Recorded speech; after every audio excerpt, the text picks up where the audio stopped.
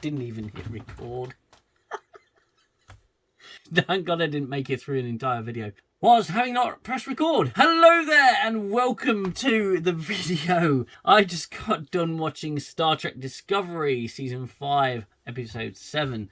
Before I start my review, if you like what I do here, then please hit that subscribe button and tap the bell notification so you don't miss videos. And if you're curious about the channel, feel free to peruse my previous videos. I've got reviews ranging from Star Trek Discovery, Star Trek Strange New Worlds, Picard, and the Orville. Smash that like button. Let me know in the comments section what you thought of this episode. Speaking of which, this episode of Star Trek Discovery, which was just convenience in a bag, as has been with this entire season so far. We continue with the formula of go to a place, get a clue, go to another place, get a clue, and in between tell a bunch of stories nobody actually cares about. Now, my reviews so far have been pretty negative, and spoiler alert, this one's going to be pretty bad. This one's going to be pretty much negative as well, because this episode was filler.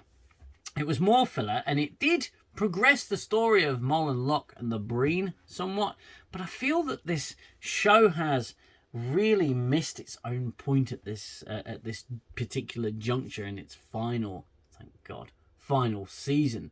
They're focusing less on the adventure, the mystery surrounding the progenitor virus, and more on the story about two characters that we couldn't really give two craps about. So the Breen are coming in a big ship towards the Federation Mr. Whippy headquarters space station thing that looks awful. The Breen ship's just huge. They're coming for the Federation and they want Mol and Locke. The Federation have to negotiate their way out using their biggest weapon of all, and that is Space Jesus. The Breen want Locke and Mol, and that's it. They want them, no questions asked, and they're not going to negotiate.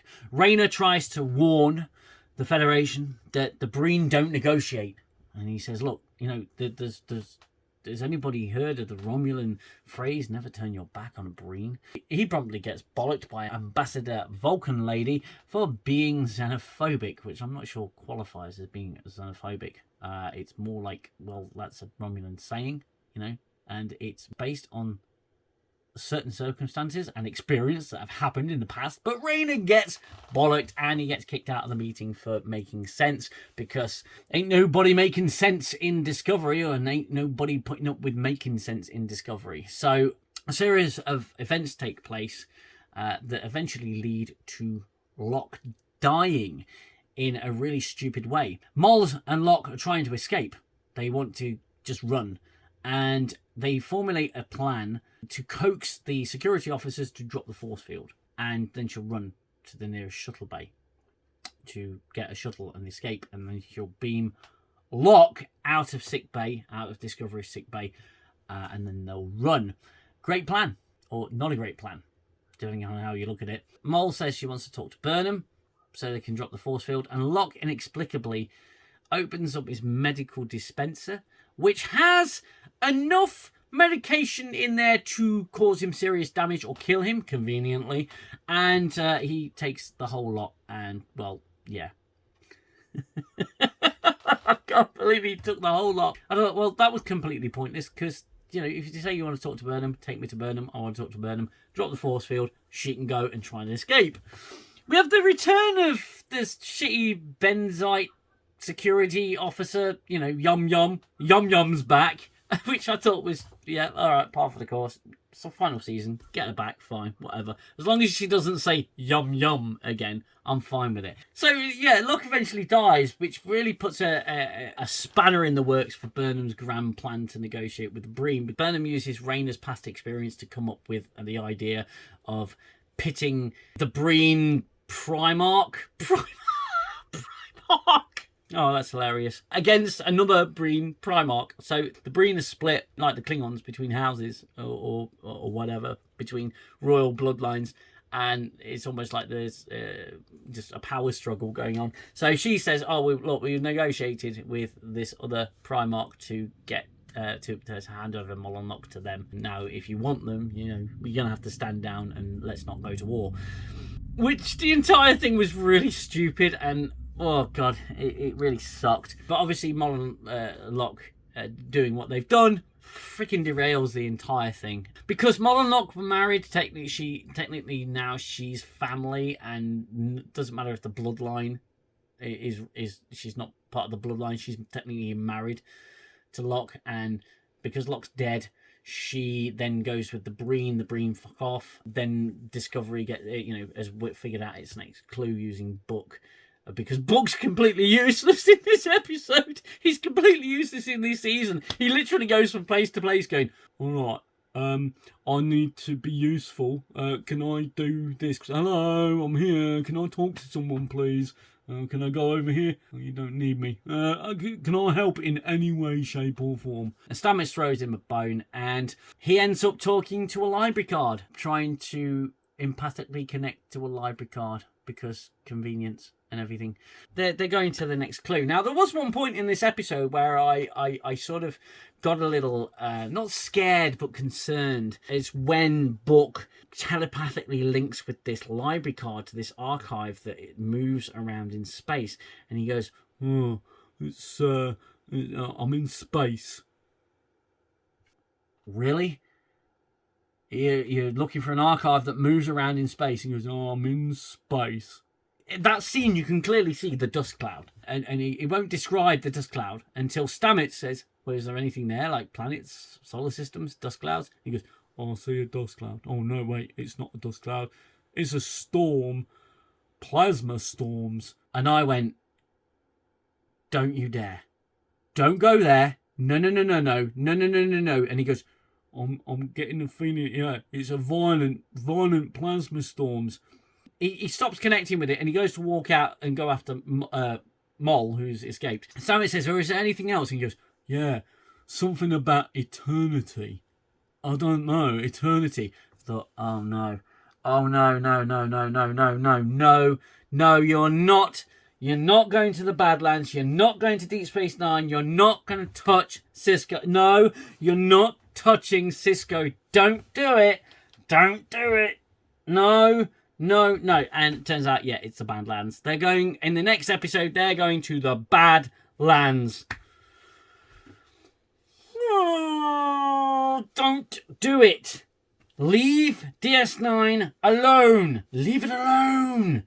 And it's like they drop little hints that that's where they're going throughout the episodes. Raina says, oh, look, we could use thoron fields and duranium shadows, which has been mentioned twice in Deep Space Nine.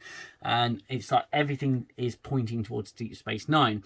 And generally this season, there's been a few references to Deep Space Nine, like the Zenkethi or the Zenkethi throughout this season. So I don't know if they're going to they're going to go to the Badlands because this archive to this book that they need that conveniently which was written by a Beta Z 800 years ago or something like that, and that's going to be where they find it. And they conveniently had Jet Reno on board because Jet Reno had something to do with that in the past, and she knows about this archive that moves around in space. Again, the entire episode was just pure convenience. There were a lot of things in this episode that really irked me. Okay, a lot of things that conveniently happened. The Breen ship is just ridiculously huge. The Federation in Discovery right now is weak as hell. Now, they went through the burn when, that Kelpian had a hissy fit and destroyed all the dilithium in the galaxy at the same time. So everyone got isolated off and the Federation died, and it was like literally just being held together with duct tape, and Burnham came along and saved it. But the Federation's really weak, although they have all this advanced technology, and they haven't thought to build more ships and more ships and more ships and get their strength back up and rebuild the Federation. It's still weak. The Federation's still weak, and it can't go up against the Breen. There was one reference to the episode where the Breen attacked Starfleet headquarters, and Tilly says they destroyed an entire city, which they didn't destroy an entire city. They attacked Federation headquarters. Certain parts of the city were probably destroyed, but they did not destroy an entire city. This episode was still feelings in space, and the emphasis was about feelings. Raina getting bollocked for the xenophobic comment I thought was hilarious, and it's kind of like, just don't. You're now starting to eat your own tail. You're starting to eat your origins and portray them to a modern audience and all that crap. This episode sucked. It was pretty bad. It wasn't as bad as last week's episode, okay? I'm going to clarify something here. I said it wasn't as bad as last week's episode. That means last week's episode was just terrible, and this one was not as bad, but it was still bad. So I'm not saying it's good. I'm saying it's not as bad. But it's still bad. It's still in the realms of bad, okay? I've been accused of not giving Discovery a decent chance. I have given it all the chances I can. Why do I watch it? Because I review it. Why do I watch it? Because it's got the Star Trek brand name to it, and I want to see what they're doing to damage and to further damage the Star Trek franchise, which is what they're doing with this shit show. And it needs to end, and thankfully it is going to end. Now, I'll go into more detail on my live stream tomorrow night, tomorrow evening. It will be a shorter live stream than previous ones. It is, of course, an evening in 10 forward with UK Danger Man and guests. I do hope you'll join us for that. The streams are a lot of fun. We have a real good laugh. My guests are absolutely brilliant. I suppose actually now they're more like co-hosts. I do hope you'll join me for that. That is it for this review. It was not a great episode. There was a lot I've not mentioned, but I'll save it for the stream tomorrow. I do hope you're all okay where you are, and I hope to see you in tomorrow's live stream. If not, I shall see you next week for the next episode, which I'm sure I'm going to absolutely adore, because if they're going over to the Badlands, that means they're going to touch Deep Space Nine, and I don't want them to do that at all. Until next time, you look after yourselves, you look after one another. Take care. Bye-bye for now. Stop the violence of the war in my head. Time's the healer, the eraser of all done and said. And as I fall back to my shelter, I know I'll only